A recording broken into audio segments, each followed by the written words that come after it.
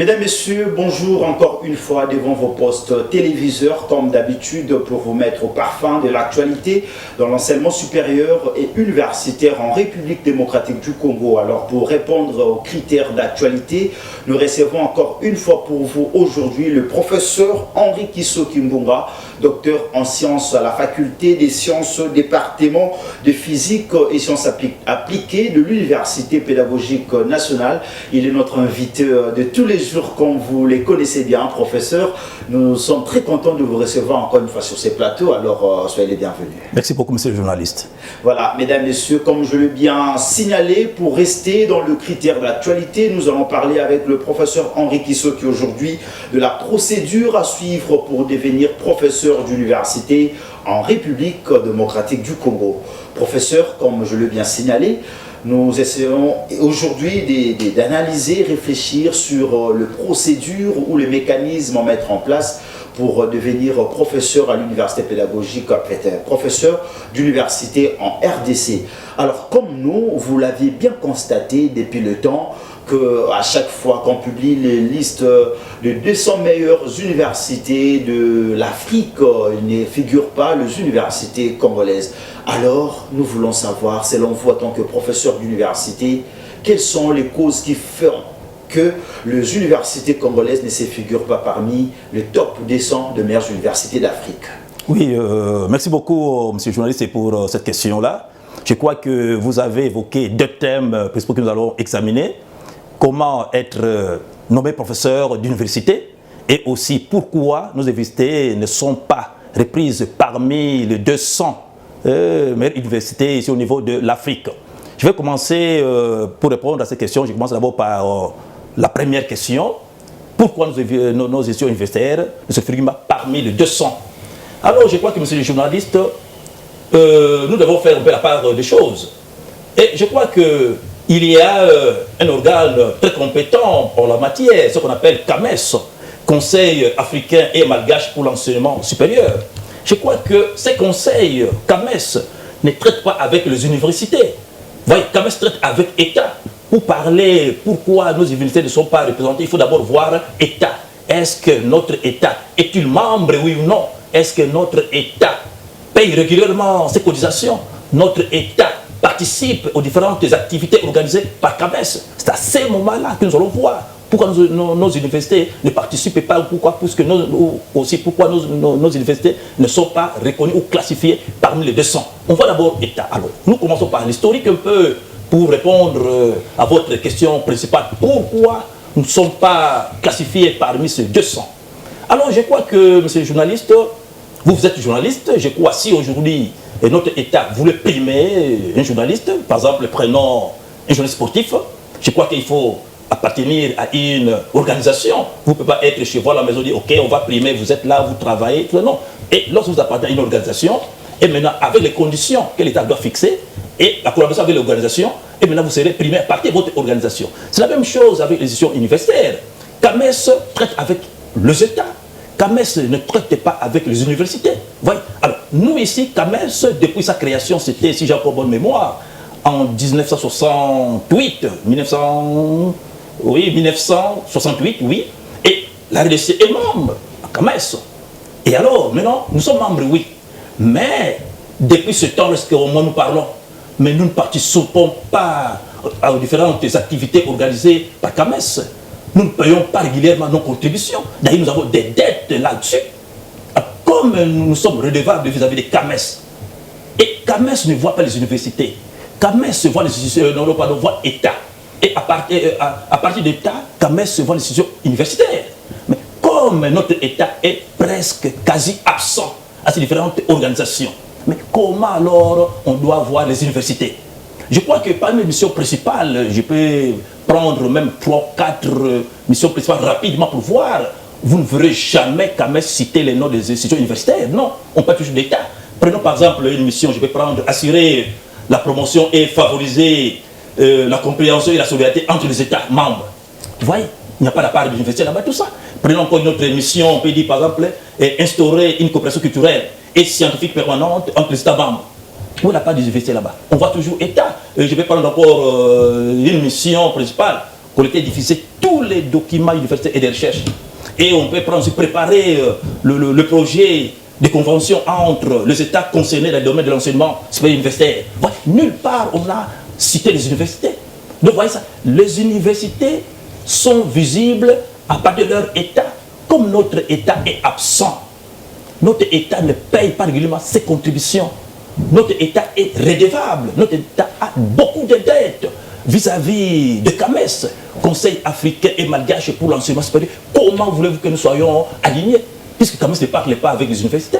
CAMES ne parle pas avec les institutions supérieures et universitaires. Non, CAMES parle avec État. Donc, vous voyez, CAMES parle avec État. Mais là, État parle avec institutions universitaires. Vous surchargez les gouvernants. Selon vous, c'est tout simplement les gouvernants qui ont une part des responsabilités et non les professeurs, moins encore les apprenants.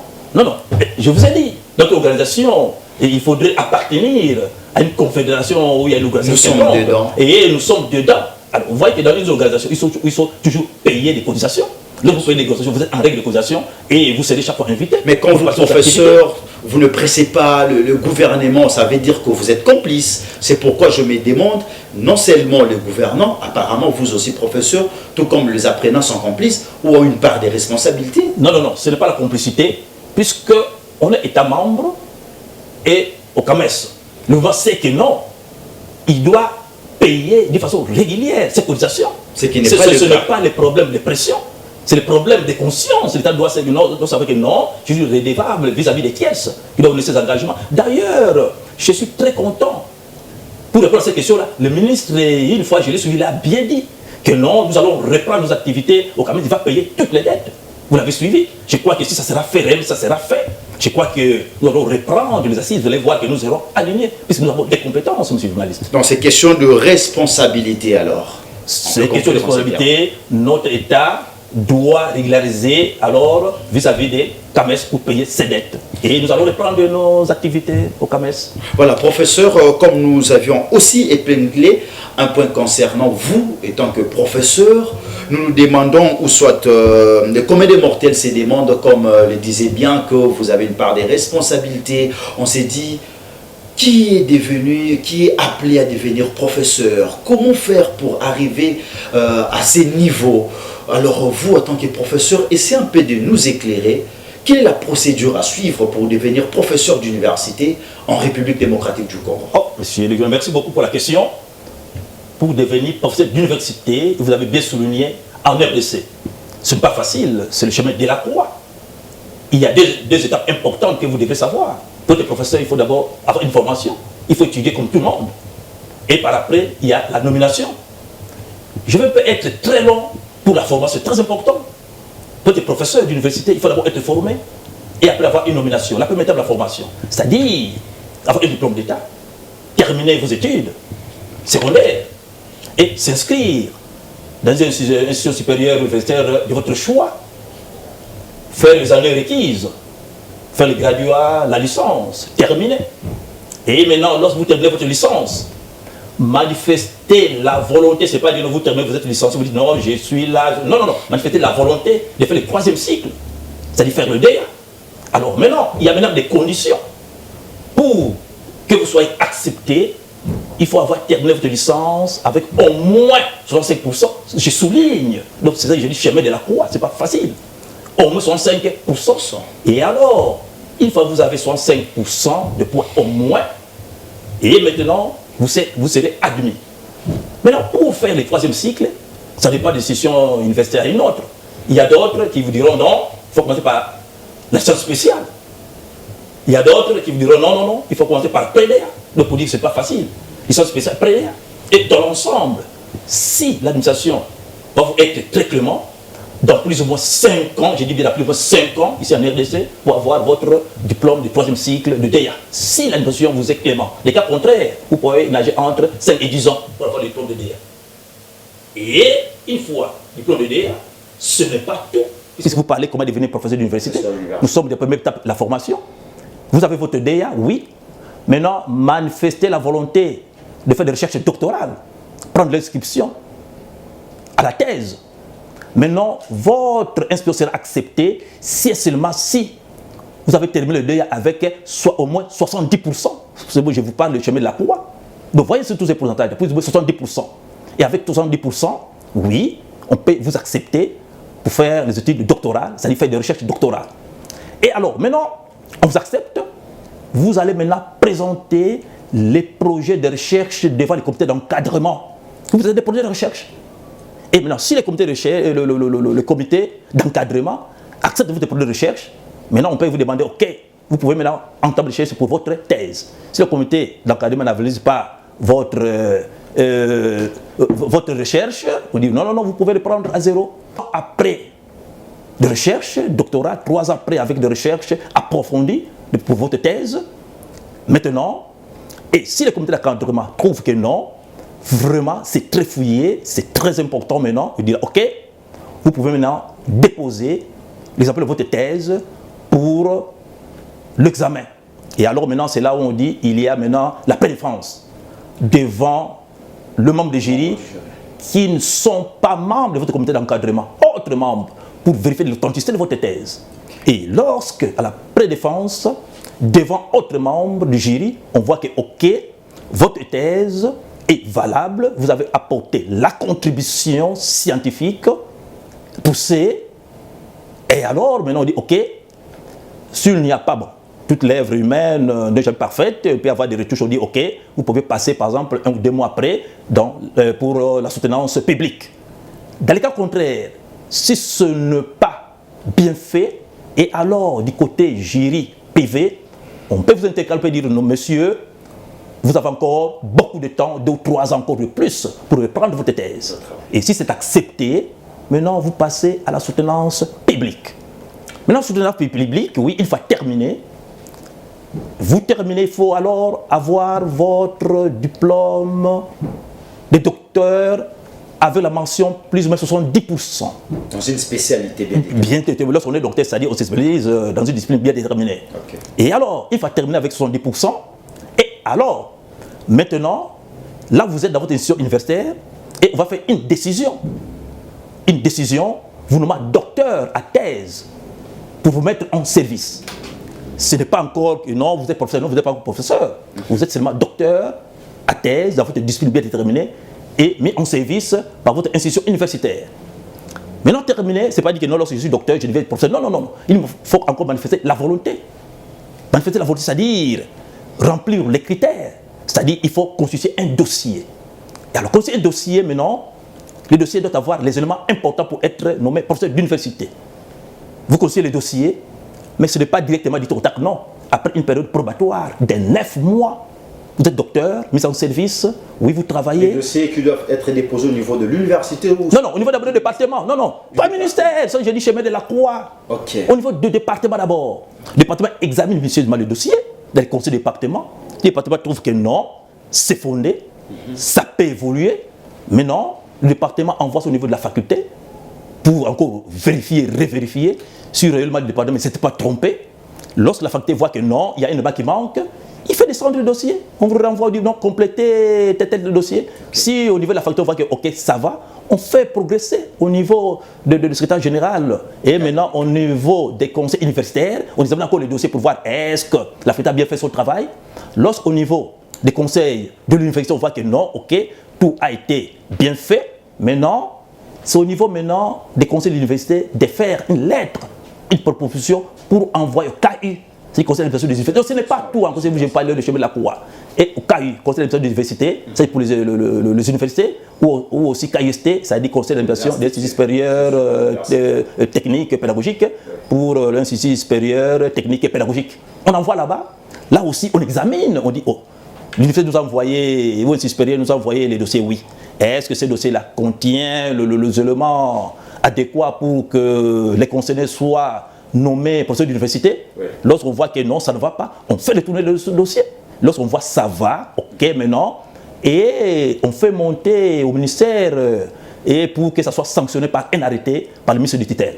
Voilà la procédure pour être professeur d'université. Et en arrivant au ministère, maintenant le ministre du tutelle, chez nous à l'issue, doit faire un arrêté là-dessus, vous me mettez en service en tant que professeur d'université. Par le plus bas pour remonter, puisque comme vous avez bien dit, d'autres organisations, il faut quand même les aider. Nous voyons aussi dans le domaine médical. Il y a un docteur qui est là, on parle de assistant médical, il y a des infirmiers qui sont là. C'est la même chose dans le domaine universitaire. Il y a un professeur qui est là. Le professeur a aussi ses aides, qui sont les assistants, les chefs de travaux. Et l'assistant est là. Il est en train d'aider les professeurs. Et ce que nous devons souligner, l'assistant ne pas titrer des cours. Oui. L'assistant, lui, n'est chargé que pour des travaux dirigés.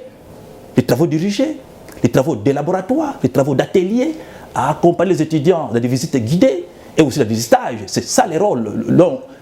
Un assistant ne peut pas remplacer le professeur, ne peut pas dire ok, moi j'en cible les cours. Non, non, il ne peut pas enseigner. Il n'est là seulement que pour les travaux dirigés. Maintenant pour le chef de travaux, mais entre guillemets, le chef de travaux est aussi assistant. Il ne faut pas faire la même chose. Lorsqu'on dit assistant chef de travaux, ce sont des grades statutaires. Hein? Okay. Mais tous deux assistent un professeur. Okay. Ce n'est pas dit qu'on peut dire à un chef de travaux, non, celui-ci est mon assistant, il doit être efficient. Non, c'est-à-dire qu'on parle d'action, okay, d'acte qui est en train de poser vis-à-vis des professeurs. Il n'est pas responsable des cours. Oui. Vous voyez ça. Et alors, le chef de travaux, lui aussi, il aide le professeur, mais à la limite, il peut aussi, comme il y a beaucoup de carences de professeurs d'université, bon, il peut aussi assumer la charge horaire d'un professeur dans d'autres institutions, là où il n'y a pas de professeur. Donc, à la limite, le chef de travaux peut alors remplacer et assumer la charge horaire comme professeur. Et dans d'autres institutions, vous allez voir aussi qu'il y a un chef de travaux qui a aussi les assistants. Vous voyez, donc à la limite. Donc, tous sont toujours assistants de professeurs. Mais, oui. Ça va? Oui. Voilà, professeur, vous étiez en train de brosser le rôle que doit jouer normalement un chef de travaux dans un établissement universitaire auprès d'un professeur. Ok. Comme je vous ai dit, un chef de travaux est aussi, il est d'assister un professeur. Oui. Donc lorsqu'on parle d'assistant, chef de travaux, ce sont des grades statutaires. Assistant, chef de travaux, professeur, ce sont des grades statutaires. Oui. Donc un chef de travaux assiste aussi un professeur. Vous voyez ça. Mais à la limite, vous voyez que dans beaucoup d'institutions universitaires, il n'y a pas assez de professeurs. Un chef de travaux peut prendre la charge horaire d'un professeur. Dans d'autres institutions universitaires aussi, vous allez voir que un chef de travaux a aussi des assistants. Mais à la limite, mais ce n'est pas recommandé. Assistants, chefs de travaux sont tous derrière un professeur. Ils doivent être suivis par un professeur. Mais à la limite, chef de travaux ne peut pas la charge horaire d'un professeur, puisqu'il y a carence dans beaucoup d'institutions universitaires, surtout pour la spécialisation. Et aussi pour un professeur, et alors le professeur, c'est lui qui est le responsable du cours. Il est le superviseur. Ça c'est un. Et deuxièmement, le professeur peut briguer les postes. Les postes au grade académique. Ça signifie qu'il peut être DG, recteur, secrétaire général académique, secrétaire général administratif. Actuellement, il y a un poste qu'on a créé, secrétaire général chargé de la recherche. Et il peut être doyen, vice-doyen d'une faculté, le chef de département, ainsi de suite, tout ça. Et un professeur peut aussi, à part des enseignements bien sûr, puisqu'on dit qu'il est corps académique, il peut aussi être responsable d'une chaire et il peut aussi participer dans l'analyse des données, des codes de données dans le cadre de recherche et valider ou invalider les données de recherche. Voilà de façon principale, de façon brossée les rôles d'un professeur. Mais quand vous parlez de beaucoup plus des assistants, vous avez dit qu'ils sont beaucoup plus chargés aux travaux dirigés. Mais aujourd'hui, dans certains établissements, nous constatons même qu'il y a des assistants qui enseignent, professeur. Quelle lecture faites-vous? Comment pouvez-vous réagir par rapport à cette réalité? Bon, ce que je vous ai dit, par carence, on dit à la limite c'est le chef de travaux, ce n'est pas les assistants, mais nous voyons dans beaucoup de sessions universitaires, les assistants assument les cours. Et il y a d'autres même qui disent les titulaires des cours. Parce qu'ils sont pas qualité, ils n'ont pas qualité, c'est ça que j'ai dit. Et alors, maintenant d'ailleurs, le ministre, je suis très content, il a donné une période mémoratoire, là, tout ça, on ne peut pas être là de façon statico-assistant, puisqu'on connaît les assistants. Plus de 5 ans, 10 ans même sont toujours les assistants, les chefs de travaux, de là même, de 20 ans. Des sorts à des cabarets. Mais peut-être, il y a toujours des sorts sous autres cieux. On donne une période moratoire, c'est très important, on ne peut pas dépasser. Lorsque vous dépassez ces périodes moratoires là-bas, tout ça, vous serez rétrogradé. Ici aussi, le ministre l'a dit une fois, mais je ne sais pas moi si ça sera suivi. Il a dit que non, dépasser telle période, tous les chefs de travaux qui n'ont pas le diplôme de DEA doivent être rétrogradés. Dépasser telle période, les assistants, et alors vous serez rétrogradés, vous n'allez pas assister un professeur. C'est ça. Donc c'était que vous n'encouragez pas, c'est que les assistants donnent cours, parce que dans certains établissements, ça favorise aussi quelques points d'antivaleur, parce que en étant professeur, nous remarquons que beaucoup plus, il y a des choses qui se passent entre étudiants et assistants, et beaucoup d'antivaleurs sont vraiment décriés. Hein. Vous avez pleinement raison. Ça on dit, lorsque le chat n'est pas là, les souris dansent. C'est ça, les souris disent, alors comme le chat n'est pas là, alors moi vraiment c'est mon tour, je vais danser comme je veux. C'est la même chose. Lorsque le professeur n'est pas là, et assistant assure les cours des professeurs, mais il doit faire tout ce qu'il veut. C'est pour ça que nous demandons la conscience, que les professeurs doivent être là et à côté de nos assistants pour que nous puissions prendre les choses au sérieux, pour qu'on puisse vraiment éviter ces problèmes, comme vous avez dit tantôt, les problèmes de monnayage, tout ça, lorsque le chat n'est pas là, les souris dansent, les assistants dansent, puisque le professeur n'est pas là, non, non, non.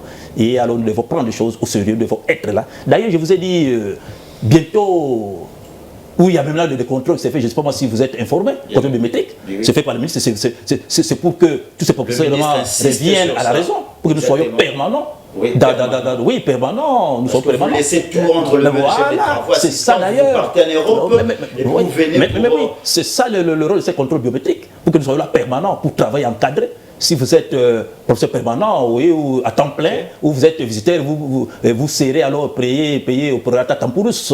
Et c'est très important, c'est ça. Là. Nous attendons les contrôles et je crois que le ministre était là-dessus. Nous attendons la fin des contrôles. Mais quand l'âge est avancé, vous prenez quand même le repos. Professeur, n'est-ce pas? Oui, il faut encourager que quand l'âge est avancé, on vous donne quand même le repos. Mais pour le repos, mais nous aussi nous avons rapporté les autres. On dit d'ailleurs les professeurs là pour préparer les relèves. Voilà. Vous voyez ça? On prépare les relèves, les assistants, les seront chefs de travaux, docteur à thèse, professeur. C'est pour préparer les relèves. On ne doit pas rester là éternellement. C'est pour préparer les relèves. Bien qu'il y ait certains professeurs qui parfois bloquent le jeune docteur en thèse ou le jeune chef de travaux, assistant qui aspire à devenir professeur. Parfois les dossiers sont bloqués parce qu'il y a tel professeur qui a une mainmise. Mesdames, Messieurs, nous rappelons que nous sommes sur ces plateaux avec le professeur Henri Kisoki, docteur en sciences à la faculté des sciences et département de physique et sciences appliquées de l'Université pédagogique nationale. Avec lui, nous échangeons, bien que nous sommes arrivés vraiment pratiquement à la fin de notre entretien, nous échangeons autour de notre thème principal concernant la procédure à suivre pour devenir professeur d'université en République démocratique du Congo. Professeur, nous sommes arrivés à la fin. De temps en temps, nous serions avec vous. Nous allons vraiment enrichir ces sujets prochainement. C'est ça. Mais avant de terminer, qu'est-ce que vous pourriez recommander au ministère de l'enseignement supérieur universitaire qui doit certainement mettre une main forte pour arranger les choses et puis mettre de l'ordre dans les secteurs de l'enseignement supérieur universitaire, mais aussi aux professeurs, chefs des travaux et aussi aux assistants. Bon, ok, nous allons rester dans ce sujet du jour. Alors je voudrais que, comme le ministre l'a dit tout de suite, là que non, nous allons reprendre notre place au CAMES, Conseil africain et malgache pour l'enseignement supérieur. Et il va dire que non, il va payer toutes les dettes possibles. Nous allons reprendre notre place et aussi donner la place à nos recherches pour que le pays, nos institutions universelles soient visibles à travers l'Afrique, pourquoi pas à travers le monde. Et deuxièmement aussi, ce qui est beaucoup plus important aussi, songer aussi aux primes de recherche, puisqu'on ne peut pas faire recherche sans encouragement, vous voyez ça. Donc il faudrait des moyens conséquents pour se lancer dans des recherches. Voilà alors les principales recommandations. Et votre mot de la fin, aux apprenants aussi qui sont appelés à vous accompagner certainement. Ok, les apprenants doivent prendre les choses au sérieux, ils doivent étudier, comme on dit apprenants, et ils doivent prendre les études au sérieux. Et après les études au sérieux, alors, et demain après-demain, ils seront des professeurs, puisqu'on dit les professeurs doivent préparer les relèves, ils sont les apprenants, demain après-demain, ils seront les assistants, chefs de travaux, et pourquoi pas les professeurs à thèse, pourquoi pas les professeurs à thèse. Voilà, messieurs, sans commentaire, vous avez suivi religieusement le professeur Henri Kisoki. Je rappelle qu'il vient de l'Université pédagogique nationale, la faculté des sciences, département de physique et sciences appliquées. Il a brossé vraiment de manière balayée la question concernant la procédure à suivre pour devenir professeur d'université en République démocratique du Congo. Avec le même plaisir, nous nous retrouvons très prochainement dans ce programme.